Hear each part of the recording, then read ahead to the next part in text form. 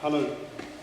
At the 13th of October board meeting, Lewis Herbert, you issued a statement from Cambridge University saying that contrary to what is sometimes believed, the university has not supported a busway across the West Fields. I'd like to understand, Carter Jonas is representing the North Barton Road Landowners Group, which includes Cambridge University. And we have obtained documents where Carter Jonas has said that development of the land north of Barton Road and other land to the west of Cambridge would benefit from and could help to provide land and funding for two city deal projects, Carpen to Cambridge, better bus journeys, and the western orbital route options. So my first question is, how can you say you have never supported a busway across the West Fields, whilst at the same time the university is offering, as part of a consortium, to pay for the busway if the fields are developed? I think this is a critical issue on conflicts of interest. The second question is, there is a well-established local rumour that Corpus has offered Dumpling Farm as a site for a park and cycle. And again, Corpus is part of the same consortium, which includes the university. And I would argue that if this is true, offering a park and cycle is another inducement to potentially put a route in a certain trajectory or direction. So can you please say whether this is true or not? The final question I have relates to the conduct of the city deal with regard to questions on governance. Has the city deal at any stage threatened either an individual, a business, or an organisation with legal action or taking legal action against any person, business, or organisation? And if they have threatened anybody with legal action, what has the cost been to date for such legal advice? And if you have made threats to people relating to legal action, are you prepared to make details of those threats public?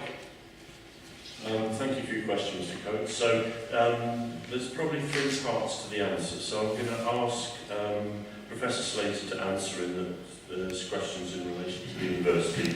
I think Tanya's going to pick up some points, and then I'll just make a concluding point. So if I could ask Professor Slater to contribute.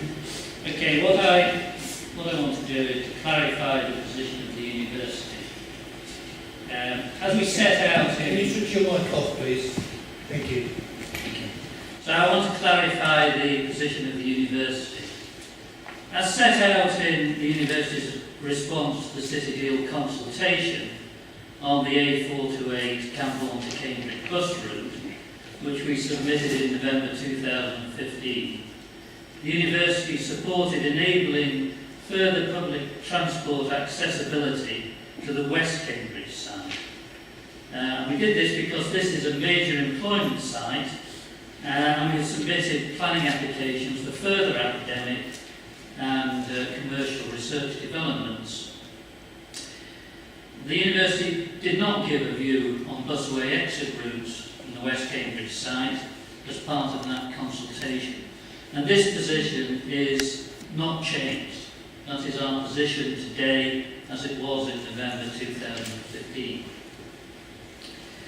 Now, the University of Cambridge has a minority interest in the North Barton Road Landowners Group, which also includes several independent colleges. The proposal put forward by the group in January of this year is to build around 1,400 new homes, 40% of which will be affordable, communal facilities and a primary school built on what is currently greenbelt land. And the proposal also includes plans for a new country park adjacent to Coates and Countryside Reserve, and this would significantly increase the amount of green space directly accessible to the public.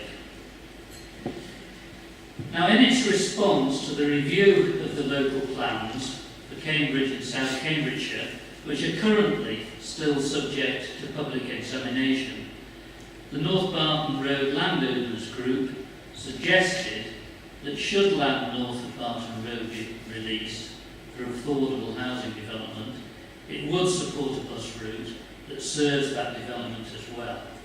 So that is the position where we are at the moment. You actually offered funding. You actually said... So we're just going to try and answer your you haven't answered my question. question. Sorry, well... You offered funding. No, in those documents. There was specific Sorry, we're not here for a public argument, Mr. Coates. If you want, we did offer to meet you on these issues, and that offer is still open. And it was published in the letter that we sent in response to your open letter. So, in terms of the issues have come from the agents, Carter Jonas, and I'm not aware of what the... Obviously, there is a connection between them and the consortium, but I'm just not aware of what the university's linkage is to that. I really think some from you, Professor Slater, you need to be upfront. I've got the document here from Carter Jonas stating that basically developing the West Fields could part pay for the busway. You've got to be upfront about this stuff. We're talking about this is written in Rule 36. You have a document. Can you switch your mic off so that the other... You have a document that I haven't seen and I don't have a copy of. You put it in the question, you put the details in the question, you should have known about this before the meeting. This is about governance. This is serious. Okay, well then if there are issues that you want to pursue in more detail, we've offered you to meet you about those issues, and I'm sure the university would be willing to meet you as well. In terms of the overall status of this site, as you know, and as I've made clear, the site is not included in either of the local plans, and both of the councils are both resisting the proposal, both on location and also on need. So it is a matter still for the inspector, but the councils are committed to opposing this development, and that position hasn't changed. There are different rules which apply to transport infrastructures in Greenbelt than in terms of national planning policy than there is in relation to planning policy. So in terms of where the councils are, this is not a development that has been considered needed, and as you know, the councils conducted a very lengthy reanalysis of the green belt, focusing on the Westfields area, and came to the conclusion that it wasn't suitable for development. So where I stand is that offer to meet is still there, and I'm sure that the university would be willing to meet you as well, because if you want to get to the bottom of the issues, I'm sure there's the opportunity to just discuss it. In terms of the other questions, I think, Tanya, you wanted to answer points at the end in terms of has there been any threats of legal action from the city deal? The city deal does not actually have legal personality. The city deal is not a body corporate or organisation. It's a joint committee under the relevant local government legislation, so as such it couldn't take legal action. That would be for one or more of the partner councils. So the city deal, all that's open to the city deal board is to request that one or more partner councils take legal action on their behalf, and we've not been seeking advice about taking legal actions. So there's been no redress or no seeking of legal advice? We may have further questions on that in the future. Okay, but I restate that we've offered to meet you on these issues. I don't think my question has been answered, but I think the question was about your statement saying that they had never promoted a bus road of the West Fields. If they're part of a consortium that's basically offering to finance it, do you withdraw that statement at least that you made on the 13th? Because that's really the nub of it. The nub of it is, if you make a statement... We've answered your question, well, and we've offered to meet, and the statement I read out was the statement I was given by the university, and whoever wrote it, I think, wrote in good faith. Whether or not it covered all of the issues may be questionable, but it was written and it was stated in good faith. All right, thank you.